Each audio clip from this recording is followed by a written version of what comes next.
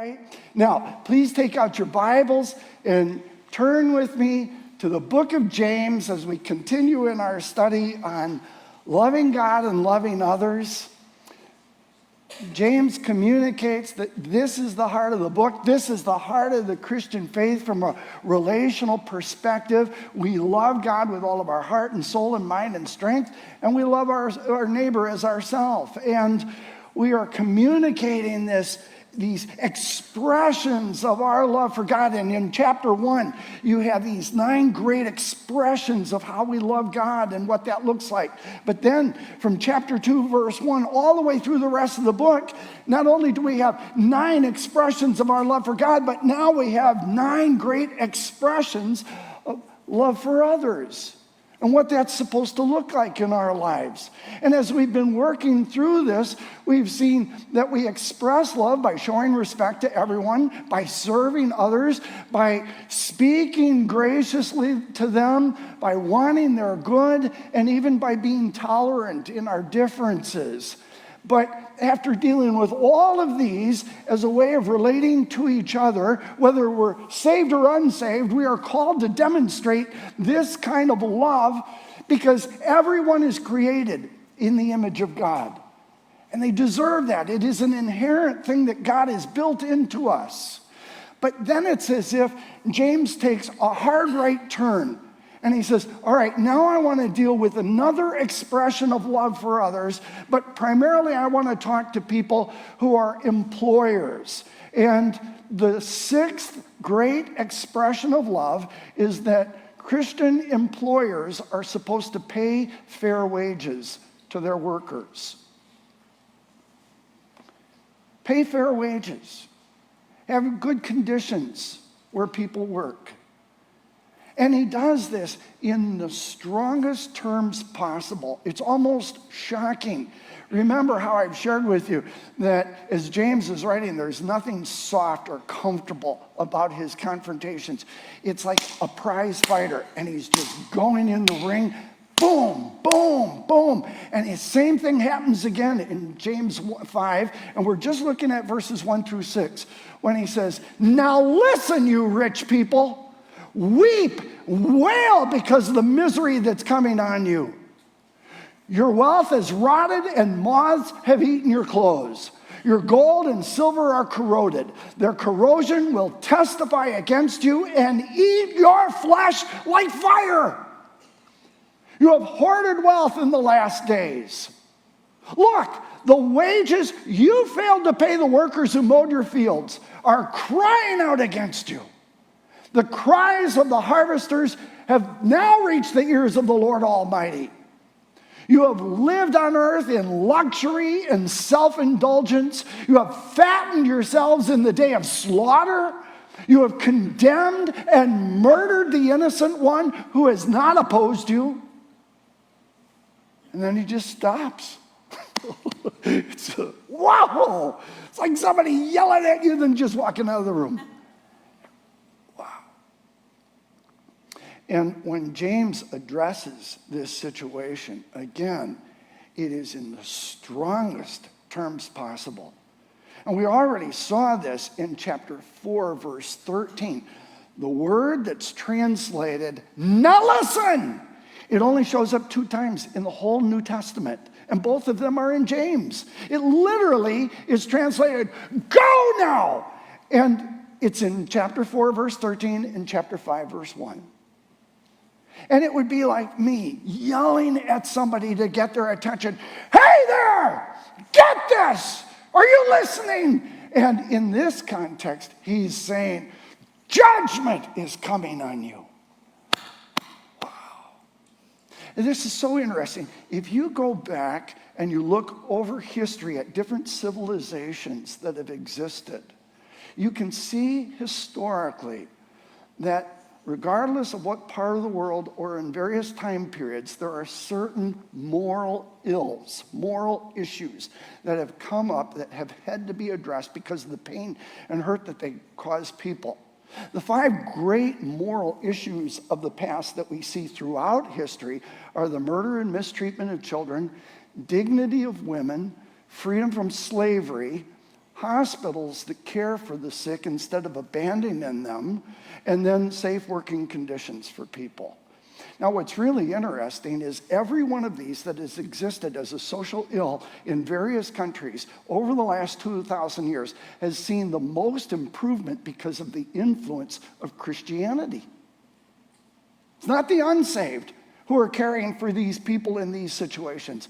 It's believers who understand the command to love others as themselves. And it's so interesting, if you ever get a chance to look at any of these books, especially D. James Kennedy's What If Jesus Had Never Been Born, or Dinesh D'Souza's book, What's So Great About Christianity? They point out in civilization after civilization over the last 2,000 years, it's the influence of the church that has made the most difference in changing these social conditions. It's not because government decided to do it. It's not because there were do-good groups that said, oh, well, yeah, let's just change the plight of the poor and the helpless.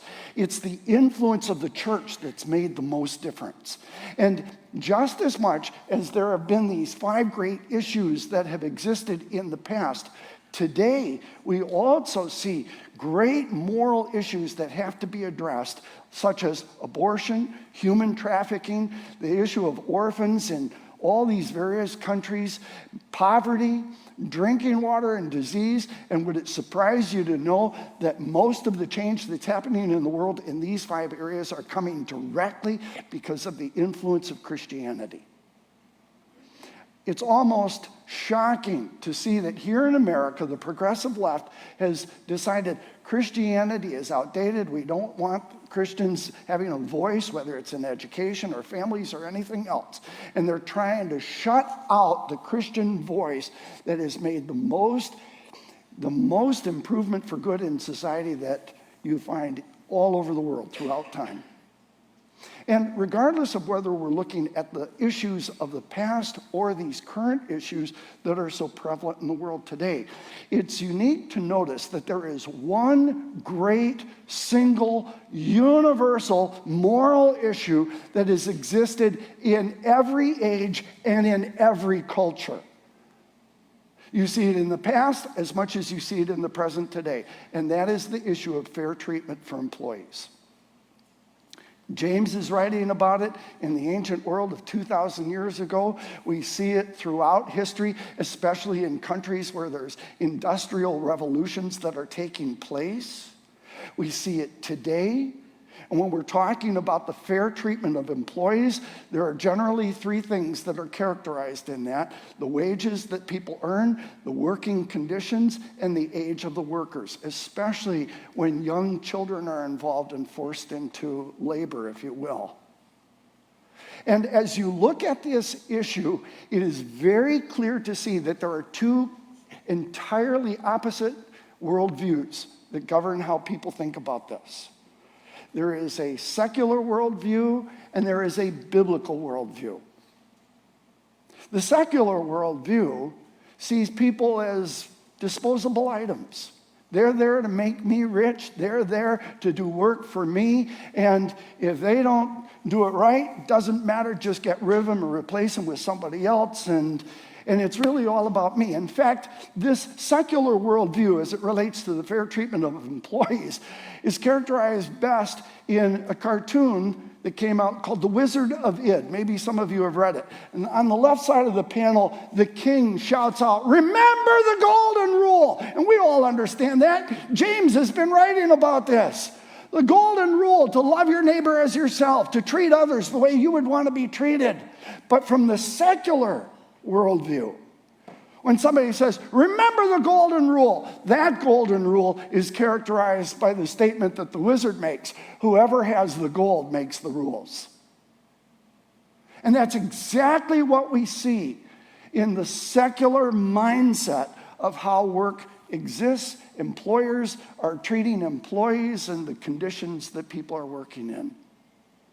And that's the issue that James is addressing, this secular mindset and worldview about employment, when he says, "Listen, you rich people." And you have to kind of wonder at first, and commentators are all over the map, who is he really writing to when he calls these people rich? in their culture, and America is unique. Understand this. America and modern Europe is completely unique in that we have three social classes, the upper, middle, and lower class. Throughout most of the world and throughout most of history, you only had two social classes, the upper and the lower class, the haves and the have-nots, the landowners and the workers, the people who had wealth. Now, as James is writing, who's he really writing to? Is he writing to the unsaved unbelievers who are out there and they live and move according to the secular mindset of the world? Or is he writing to believers who happen to be wealthy? Maybe they got saved, but they're still thinking and living in this area as they did when they were still unsaved. Or is he writing to unbelievers who happen to be connected to a faith community, maybe through marriage or some other relationship? And as you study the context of this passage and throughout the entire book, over and over he is writing and saying, I'm identifying and writing to brothers and sisters. I'm writing to you who claim to be believers. And so I don't think he's writing to unbelievers who are out in the world, and I don't think he's simply writing to unbelievers who happen to be connected in some way to the faith community. I think he's writing to Christian employers who still haven't been transformed in the way that they're thinking. They still operate under a secular worldview rather than a biblical worldview of employment. And he writes to them in the harshest way. I mean, this is a double punch when he says, listen, you rich people, and there are two verbs, weep, wail, because of the misery that's coming on you. And these verbs are written in a unique tense in the Greek language. It is what's called the aorist imperative tense. Now, typically, the aorist means past tense. But he's writing to them using what we would say the past tense imperative, which makes it the strongest verb possible. It means it's calling for a decisive and effective choice. Don't just try to make this happen. Do it. Do it now. Make it happen. Start weeping. Start wailing because misery is on its way. And he presents 8 descriptions of what these rich people are like.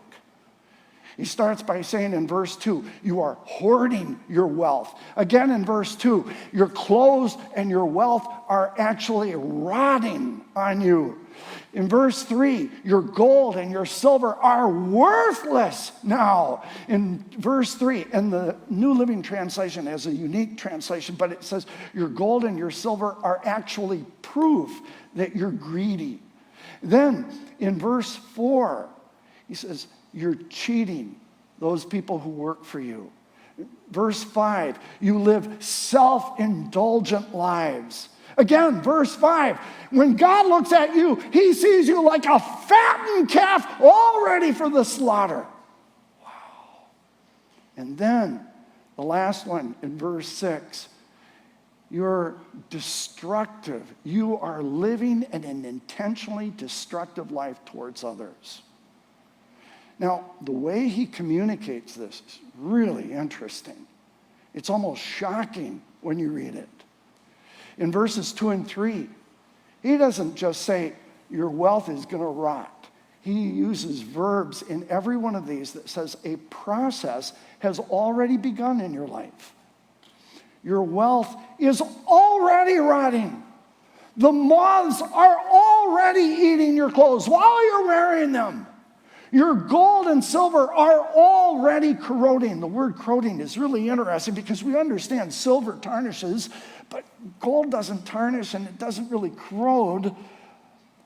And you wonder, why would he use that word until you also understand that the same word that's translated corrode also is the word that's translated poison. All of this that should have been a blessing from God is under a curse because you are greedy, you live for self, and you're self-indulgent, and the judgment process has already begun so that your wealth is rotting, your clothes are already falling apart as you're wearing them, and all of this has become a poison to you. In fact, it's so serious, their corrosion, their poison is going to be ultimate testimony against you. When it's like you're in court, and they're going to eat your flesh like fire. Ooh, now that was comfortable, wasn't it? I mean, it's just, wow. Another translation puts it this way, that all of this stuff is a burning fire that you've stored up as your treasure for the last days. When I saw this picture, I thought, this is exactly the picture that represents what's happening in James as he's writing to these rich people. If you can see it, these guys are out on a golf course and they're playing, while at the same time they're playing golf, right behind them is a mountain that's on fire. Now, over on the left-hand side, you've got a couple people who are standing there watching the fire as it's moving towards them. But these guys who are golfing are completely oblivious to it. They don't even think about it. They don't care that this fire is on its way and could consume them. They're just doing their thing. They're playing their game. They're living their life. And James says that's exactly what these rich people of the first century in Israel were like. They're just living their life, playing their game, doing their thing. And there is a fire that's coming their way. It is the judgment of God. And he doesn't stop there. When you go to verse 4, he says, listen, the wages, and there are two different translations here, the wages that you kept back, or others that you failed to pay the workers who mowed your fields are already crying out against you. This verb that's translated kept back or failed to pay is an interesting one. In the Greek language, the tense represents the fact that these employers never even planned on paying their workers. It wasn't just, I guess I don't have it right now. They're rich, they could have paid, but they just decided to defraud the workers. Wow. In spite of the fact that God was very clear about the ethical treatment of people who would work for them. In Leviticus 19, verse 13, God was absolutely clear. Don't defraud or rob your neighbor. Don't make your hired workers wait until the next day to receive their pay. He says, when somebody does the work, you pay them in a timely way. The same thing is found in Deuteronomy 24, only it gets even more intense here. You must pay them their wages each day before sunset because they are poor and are counting on it. And if you don't pay them, they're going to cry out to the Lord against you. And when the Lord hears their cries, it's going to be counted as sin against you. And that's exactly what's happened here. James is writing in verse 4 that the cries of the harvesters, the cries of the workers who have been defrauded and cheated, are now calling out to God, and God is listening. And it's so interesting that he uses the term for God, the Lord Almighty. Literally translated, it's the Lord of heaven's armies. You may think you're pretty strong. You might be ready to go into a fight with somebody who's a little bigger than you, but who wants to go to battle against the Lord of heaven's armies? Not me. Not me. Because the Lord is always going to win. But what's even more significant about this is the imagery that James uses is so powerful because it takes us back to Genesis 4. And what happened, and most of you know the story, in Genesis chapter 4, you've got two brothers, Cain and Abel. And they both make a sacrifice to the Lord, but one was good and accepted by God, and the other wasn't. Abel was the one who had the offering that was accepted. Cain, the older brother, is the one who God rejected. And in Cain's jealousy and anger, he kills his brother Abel. And God comes to him and says, "Where's your brother Abel?" He says, "I don't know. Am I my brother's keeper?" And in context, what's the expected answer? Am I my brother's keeper? Yes, of course you are. Yes.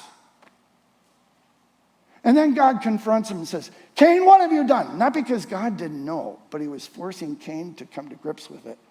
What have you done? Your brother's, and what's so interesting when God says your brother's blood, as it's translated in our translations today, it's not. In the Hebrew language, literally, it says your brother's bloods, plural. Every drop of your brother's blood is crying out to me from the ground.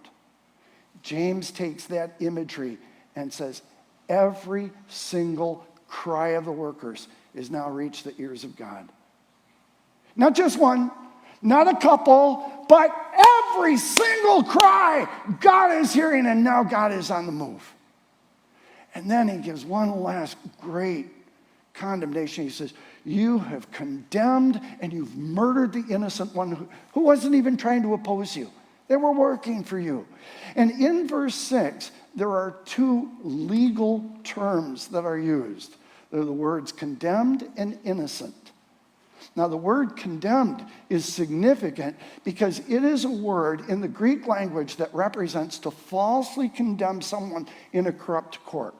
These rich landowners who had workers working for them not only didn't want to pay them, but even after they said, I'm not going to pay you, they would take those poor workers to a corrupt court with a corrupt judge and say, hey, let's say Alan over here came and worked for me, and I said, Alan, here's what I want you to do. You got it? You want it? Alan says, yeah, I got it. I'll do it.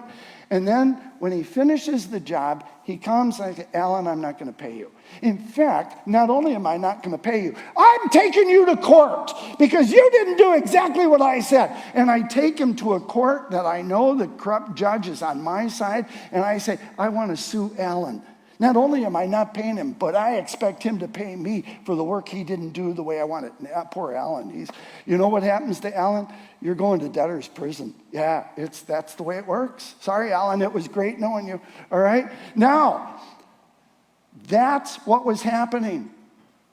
And these people who were workers are innocent. Again, that's a legal term. It's the Greek word dikaios. And that is exactly the same term that's used for believers. The moment they come to faith in Christ, we are legally declared righteous by God.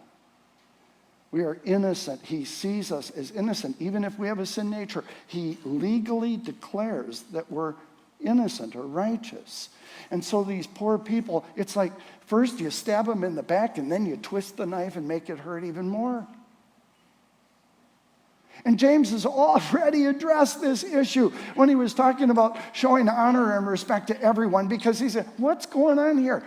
You'll have rich people come into your assembly and you give the rich person the preferential place and tell the poor person to go sit in the back of the room. He says, aren't these rich people the ones who are oppressing you? And then they draw you before the judgment seat and they twist the knife in after it's already been stuck in? What is going on? And then it just ends. It just stops. You go, wow, how are we supposed to understand all this? How are we supposed to apply this? And what's so interesting as you study this is that there are 3 levels of application that go along with this story. The first is obviously the historical problem that James is dealing with in the first century Israel. The rich taking advantage of the poor. But it goes beyond that. The second level is the contemporary level that applies to every one of us here in our current age and culture. And he's speaking primarily to people who are Christian employers. And says, if you're working at your job and you have these people who are your workers, you are not to treat them like a secular worldview would. You are to have a completely different mindset, a different worldview that is biblical. Biblical. See, everything that I do in my life is based either on a secular or a biblical worldview. Every response, everything that I do depends on my perspective, my spiritual perspective in life. A secular worldview sees employees as nothing more than disposable items that are there to make me look good, make me rich, to bring profit to me as an owner. A biblical worldview has a completely different perspective on all of this. Now, most of us here are employees. We are workers. But here at Village Church, we have a handful of Christian businessmen who happen to own their own companies. And God would say, listen, if you're that person who owns your own company, there is a biblical approach to dealing with employees and in the working environment. And God would say to you, listen, I want you to understand this. As a Christian employer, do you see your employees as your servants who are there to make you look good and be rich? They're just disposable items, and if they don't do it, get rid of them. Find somebody else. Or do you see those employees as God's provision for the success of your company, which really isn't even yours? It all belongs to God anyways. Are the workers there for your benefit or for the benefit of the company that actually belongs to God? Even more, as a Christian employer, do you recognize that God actually brought those employees to you so that you could be the channel? You're going to be the tool that God uses to provide for their family needs because God cares for them. See, this is a completely different worldview than the secular perspective. Now, we see this biblical worldview represented throughout the New Testament. When Paul is writing in the letter to Philemon about a slave named Onesimus who runs away from home, and then Paul is sending him back, and he says in this letter to the boss, to the slave owner, the master, I'm sending Onesimus back to you, and I'm asking that completely different, that you would take him back, that you wouldn't throw him in prison or whatever. I'm asking that you would welcome him exactly the same way that you would welcome me, that you would see him no longer as a slave, but better than a slave, as a brother. This is a whole different paradigm now. Or in Colossians chapter 4, verse 1, and I know that there aren't direct parallels, but you can certainly understand the similarities here between the old system of having masters and slaves, and now, in this context in America, having employers and employees or workers. And Paul reminds those who are owners, business owners, the employers, masters, employers, be just and fair to your workers. Remember that you also have a master, a boss who happens to live in heaven, and you're going to answer to him. And so on the level in which we as Christian businessmen and owners are operating, God expects us to think differently from the world, to have a different worldview about employment than what the unsaved have. But then that pushes us, the rest of us, to go, okay, well, I don't have my own business. I don't pay workers. What am I supposed to do? How does this impact my life? And it might surprise you to know that these principles impact all of our lives every single day, even on the simplest level. Like when we go to a restaurant and we have a waitress or a waiter who serves us. And we already understand that in America, the pay scale for people who work like that as waiters or waitresses, tips are an expected part of their pay structure. They get paid less by the employer because they know they're being compensated by the customers. And how many of us understand that when we tip a waiter, when we tip a waitress at a restaurant, we're actually stepping into the same role as James is writing about, taking care of those who serve us and work for us in that moment. And boy, let me just tell you, in our culture, if you're a Christian and you don't tip, whatever you do, don't leave a track, all right? That is an embarrassment to the Lord. I'm just going to say it plainly. If somebody serves you, tip them well, tip them and give them a fair compensation. Then go ahead and leave a track. But beyond that, just these simple interactions that we have in daily life that put us in those relational situations that we respond to as an employer of sorts, there is something even more important for all of us. And that is that this is a wake-up call, as James is writing, to Christian consumers. Consumers. There's a theologian named Dr. Martha Moore Keith who writes about this passage from a same issue but a different context, dealing not with the employer but the worker. When she asks, dealing with this passage, how do the workers hear James when he calls out, "Listen, the wages of the laborers who mowed your field, which you kept back by fraud, cry out, and the cries of the harvesters have reached the Lord of the hosts." And then she says, understand this from a bigger perspective, from a consumer perspective. You, in this context, does not only name the isolated managers, the farm workers, the owners, the rich people, but it's also identifying the systems, the economic structure and systems and businesses that support low wages and unjust working conditions. See, the American mindset is, hey, if that company has something that I want, that I need, and I can get the best deal, good for me. It doesn't matter what the working conditions are of the people who put this stuff together. All right? Can I get real personal in this and just say, how many of you have an iPhone? Look, there are only Androids or iPhones. How many of you? I have an iPhone, all right? How many of you? Okay, most of us do, actually. Have you ever looked at the history of Apple and how they pay their workers, especially in China, India, and other countries where the iPhones, iPads, iPods, all of that stuff are being manufactured?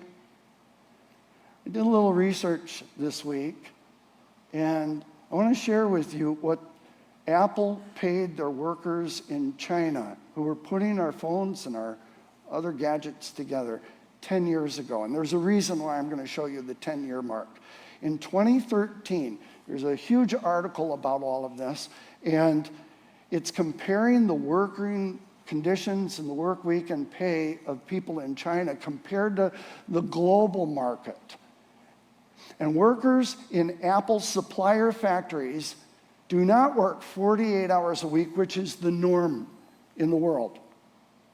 Instead, especially during peak production times, SACOM's investigation found that some workers at Pegatron, the company that employs the workers for Apple there, some workers at Pegatron worked for 10 weeks without a rest. There's no Saturday or Sunday days off, all right? They work 10 weeks in a row without rest, often for 12 to 15 hours a day. There's no 8 hours, 9 hours workday. They work normally 12 to 15 and sometimes up to 17 to 18 hours a day for 10 to 12 weeks at a time.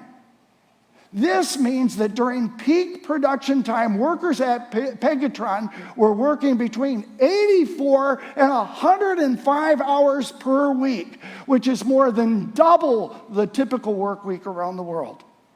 And taking a conservative estimate of 12 hours per day, 30 days a month, for months at a time, workers earn approximately 10.13 yuan an hour, which is roughly $1.62 an hour.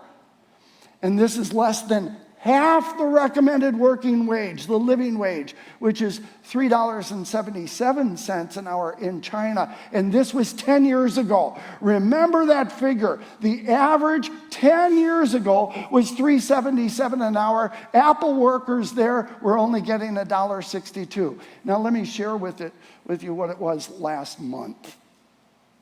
The iPhone maker's facility in China's Southern Technology Hub was offering rates of 19 to 20 yuan, which is $2.76, all the way up to $2.90 per hour this week for smartphone assemblies.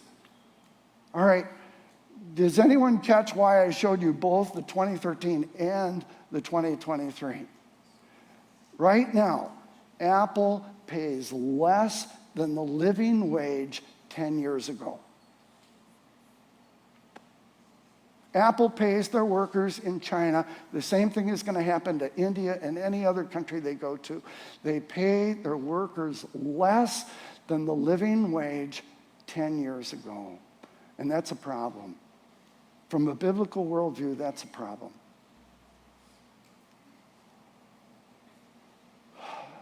And it's not just China and Apple. You can look around. This is the way the systems are set up today.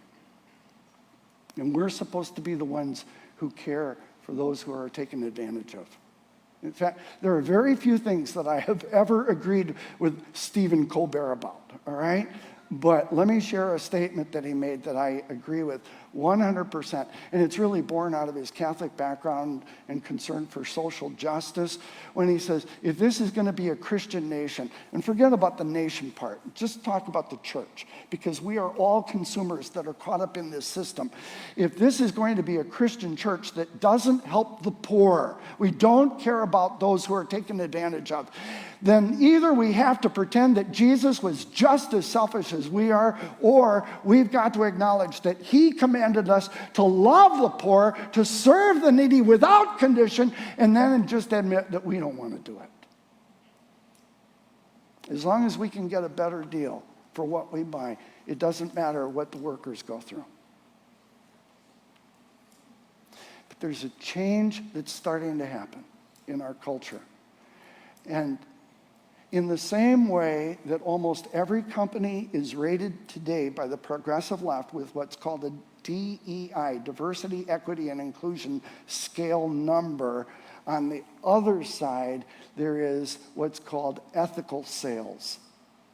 Ethical sales are this evaluation of companies based on fair wages and labor for workers, good stewardship of the planet, and protecting especially children from labor abuses. And you may, I don't even know how to do this. Where would you even find this kind of a number, this rating?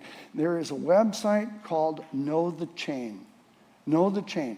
And in the same way you can find on the progressive side the DEI scale, you can go to this website called Know the Chain and look up any company that you want and see how they treat workers globally or here in America, how they pay them, what the working conditions are.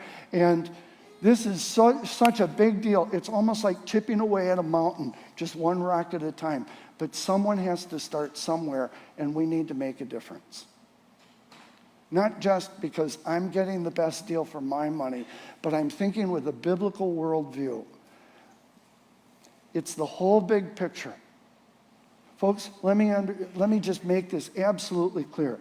The church, historically, whether going all the way back 2,000 years and looking at those great moral challenges of the past or the current ones today, the church has always taken a lead role in dealing with the moral issues of our culture.